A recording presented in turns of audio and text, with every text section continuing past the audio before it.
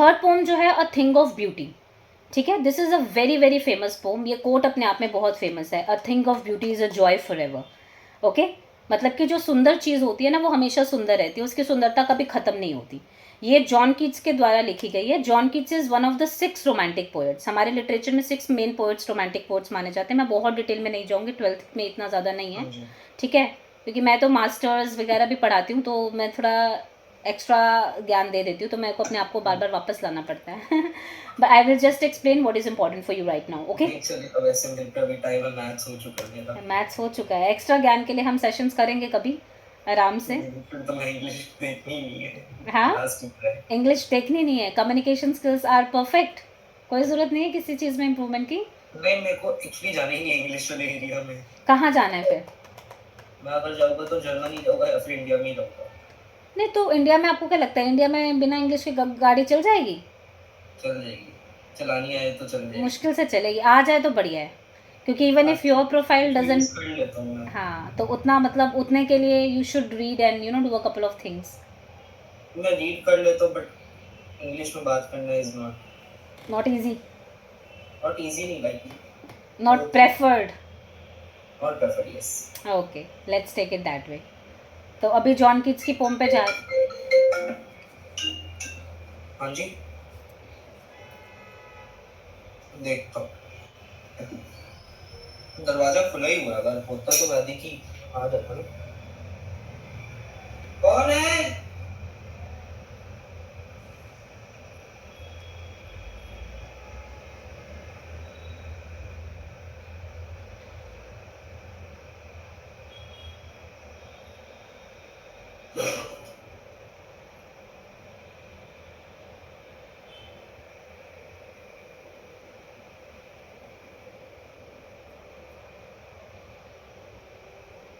कोई नहीं, पता नहीं, बार बार 2-4 बार बेल बजा के भाग जाते हैं। एक बार तो प्रेस वाले बच्चे था आपके।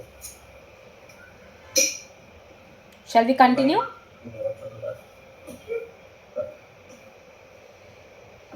Sorry. No problem, I can understand, I work from home तो मेरा रोज़ का है, ठीक है। मेरा रोज का, मेरे को आदत नहीं हुई अभी तक बस।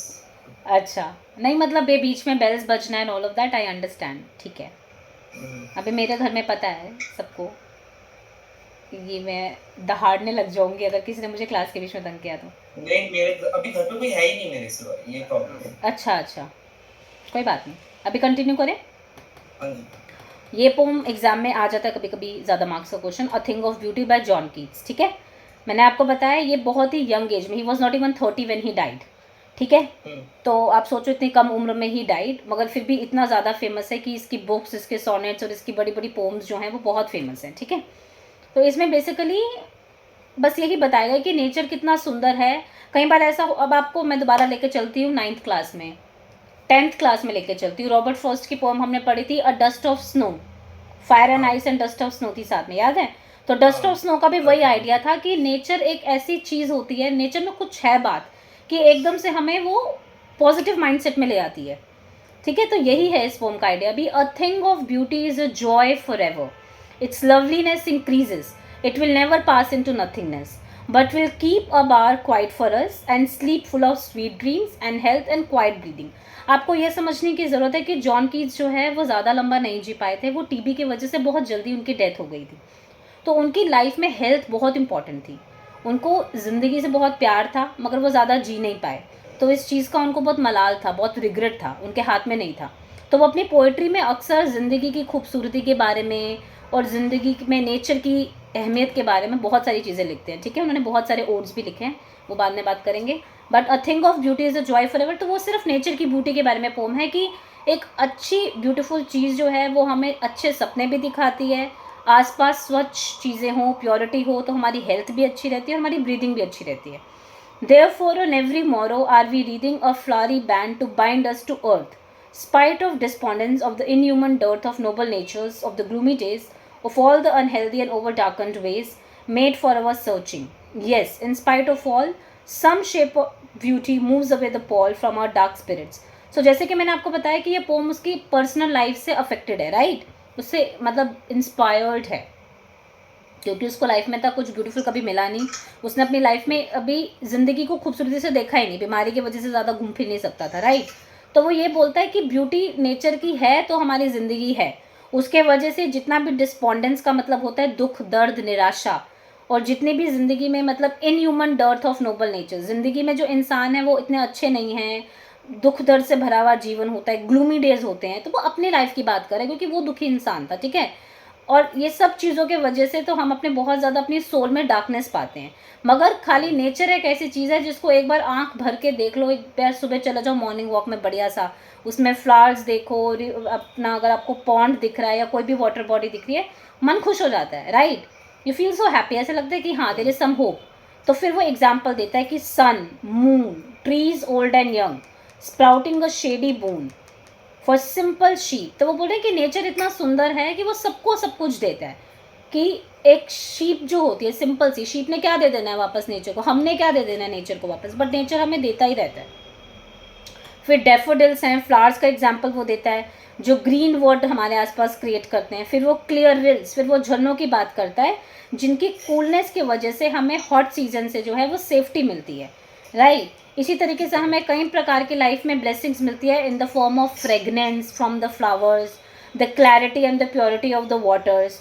तो इस तरीके से वो बोलता है कि अगर इतनी खुशहाल जिंदगी हो, such too is the grandeur of the dooms we have imagined for the mighty dead, all lovely tales that we have heard or read, an endless fountain of immortal drink pouring unto us from the heavens brink। तो वो ये describe कर रहा है कि nature जब अपनी सबसे ज़्यादा सुपीरियर लेवल ऑफ ब्यूटी पे होता है तो वो हमें डेथ को भी एक सबलाइम इमोशन बना देता है, मतलब कि हमें मरने से भी कोई परहेज़ नहीं अगर ज़िंदगी इतनी खूबसूरत हमने जी ली तो बेसिकली पोम का पूरा एसेंस ये है, पोएट अपनी पर्सनल लाइफ में बहुत परेशान है, बहुत दुखी है, बहुत बीमार है, उसकी लाइफ में उसकी हेल्थ से ज़्यादा और नेचर की ब्यूटी से ज़्यादा इंपॉर्टेंट कुछ नहीं। वो कहते हैं ना जो खुद के पास नहीं होता वही चीज़ सबसे अच्छी लगती है, राइट।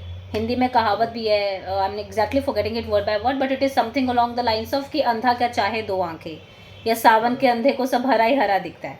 तो जिस चीज़ की कमी होती है हमें, वो चीज़ हमें बहुत प्यारी होती है, राइट। तो ये पोम में वही है कि उसको नेचर से कभी इतना कुछ प्यार दिखाने का मौका नहीं मिल पाया, तो अपनी पोइट्री के थ्रू वो दिखाता है, अपनी नॉलेज, अपनी इमेजिनेशन की वजह से। वो सच एन अमेजिंग पोएट, इतनी कम उम्र में भी उन्होंने इतना एक्सपीरियंस कर लिया था लाइफ को। तो इसमें यही है कि ज़िंदगी में इंसान इसलिए प्यार कर पाते हैं, अपने ट्रबल्स के बावजूद इसलिए जी पाते हैं क्योंकि नेचर जो है वो बिल्कुल भगवान की जैसा लाइफ में हमारे रोल प्ले करता है, एकदम प्योर, इतना इनोसेंट।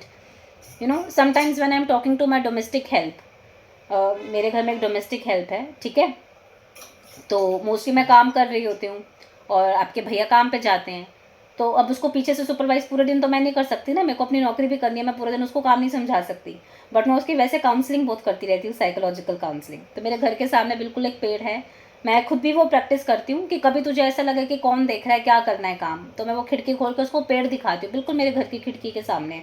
कभी दिन में वीडियो कॉल करेंगे तो मैं दिखाऊंगी, खोलते बिल्कुल नीम का पेड़ है सामने, ठीक है।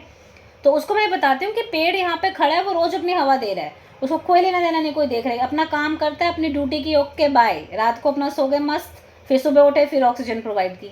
लाइकवाइज सन टाइम पे निकले गए और okay bye, he doesn't care कि हम उसको गालियाँ दे रहे हैं या हम उसको प्यार कर रहे हैं, अरे वाओ धूप, या हम पूरे कहाँ से निकल आए, उसको कुछ लेना देना नहीं है। That dude got no chills, right. इसी तरीके से मून है, रात को निकलेगा, सुबह टाटा बाय बाय। तो नेचर का ये रोल होता है कि उनसे हम ये सीख सकते हैं कि अपना काम करना ही करना है, चाहे कोई हमें देखे या ना देखे।